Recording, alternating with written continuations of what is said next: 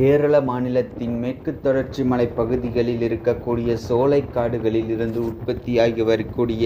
பாம்பாறு, சின்னாறு மற்றும் ஆதியோடை ஆகிய 3 சிற்றாறுகள் ஒன்றிணைந்து தமிழகத்திற்குள் வரும்பொழுது அது அமராவதி என்ற பெயரில் அமராவதி ஆறாக ஓடி உடுமலை அருகே அமராவதி நீர்த்தேக்கத்தில்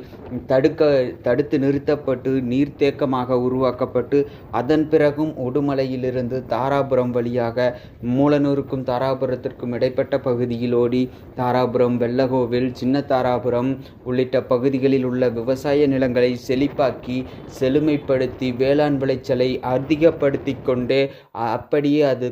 தொடர்ந்து கரூரை அடைந்து கரூரை தாண்டி குளித்தலைக்கு முன்பாக அமராவதி ஆறானது காவிரி ஆற்றுடன் கலக்கிறது. இந்த இவ்வளவு தூரம் நெடுந்தூரம் ஓடிய அமராவதி ஆறு இன்று முற்றிலும் நீரின்றி வறண்டு கிடக்கிறது.